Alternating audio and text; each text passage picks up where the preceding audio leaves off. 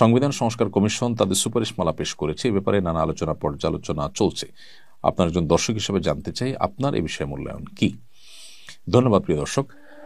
প্রথমত, সংবিধান সংস্কার কমিশন যে সমস্ত সুপারিশ করেছেন এর মধ্যে কিছু আছে যেগুলো প্রশংসা পাওয়ার হকদার। তোমাদের থেকে একটি হলো সমাজতন্ত্র এবং ধর্মনিরপেক্ষতা, এ দুটিকে রাষ্ট্র পরিচালনার মূলনীতি থেকে বাদ দেওয়া হয়েছে, সে সাথে জাতীয়তাবাদকেও বাদ দেওয়া হয়েছে। সমাজতন্ত্র এবং ধর্মনিরপেক্ষতা এই দুটিকে বাদ দেওয়াটাতে অবশ্যই আমি মনে করি জনগণের আশা আকাঙ্ক্ষার প্রতিফলন ঘটেছে। কারণ এদেশের জনগণের 10% আমি মনে করি তারা সমাজতন্ত্র এবং ধর্মনিরপেক্ষতায় বিশ্বাস করেন না। এটা জনগণের উপরে চাপিয়ে দেয়া হয়েছে বিধায় এ দুটি বাদ দেওয়াটাকে যথাযথ বলে আমি মনে করি সিদ্ধান্ত হয়েছে। আর সেই সাথে আপত্তির যে জায়গা, আমরা জানি যে রাষ্ট্র পরিচালনার মূলনীতিতে সাম্য ইত্যাদির পাশাপাশি বহুত্ববাদ এই শব্দটি রাখা হয়েছে। বহুত্ববাদ বলতে কি বোঝানো হয় সেটার ব্যাখ্যা থাকা দরকার। এই শব্দের মায়ের প্যাচে জনগণের চিন্তা এবং প্রত্যাশার পরিপন্থী কোনো কিছুকে পুশ করাবার কোনো অপচেষ্টা আছে কিনা, কোনো দুর্বিসন্ধি আছে কিনা, সেটি আমার মনে হয় যথেষ্ট ভাববার সুযোগ আছে। কেন এরকম একটা শব্দ থাকবে যে শব্দ নিয়ে এখনো নানান মহলে নানা আলোচনা চলছে এবং জনগণের কত পার্সেন্ট এই বহুত্ববাদ বলতে কি বোঝানো হয় সেটা বোঝেন।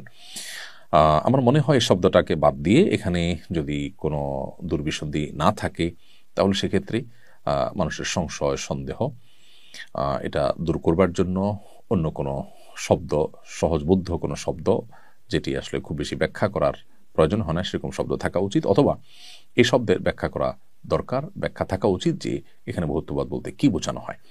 বহুত্ববাদ এই শব্দ বলে রাজনৈতিক বহুত্বের কথা বলা হচ্ছে নাকি অন্যান্য বিষয় থাকছে সেখানে। এখানে বিভিন্ন চিন্তাধারা, বিভিন্ন মতবাদ যেগুলো এদেশের সামাজিক মূল্যবোধের পরিপন্থী, এদেশের ধর্মীয় চিন্তাধারা, সকল ধর্মের মানুষের ধর্মীয় চিন্তাধারা পরিপন্থী, সেরকম কোনো কিছু যেন আমাদের আইনে কোনোভাবে আমাদের সংবিধানে যেন স্থান না পায় সে বিষয়টি নিশ্চিত করা দরকার।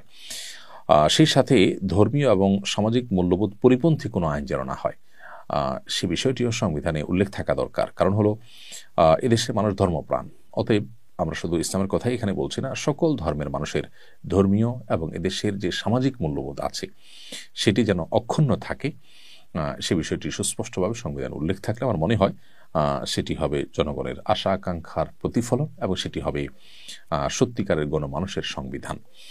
সংবিধান সংস্কার করতে গিয়ে যদি জনগণের আশা আকাঙ্ক্ষাকে বৃদ্ধাঙ্গুলি দেখানো হয় বা সেটা যদি ইগনোর করা হয়, সেখানে যদি কোনো ভিন্ন চিন্তাধারাকে চাপিয়ে দেওয়ার চেষ্টা করা হয়, তাহলে আমার মনে হয় এই সংবিধান গণমানুষের সংবিধান হবে না এবং এই সংবিধানকে জনগণ মেনে নেবে না। আমার মনে হয় সে বিষয়গুলো সংশ্লিষ্ট কর্তৃপক্ষ সদয় বিবেচনা করবেন এবং তারা এগুলোকে মূল্যায়ন করবেন। আল্লাহ তাআলা তাদেরকে সেই তৌফিক দান করুন। আস-সুন্নাহ ফাউন্ডেশন, উম্মার স্বার্থে সুন্নাহর সাথে।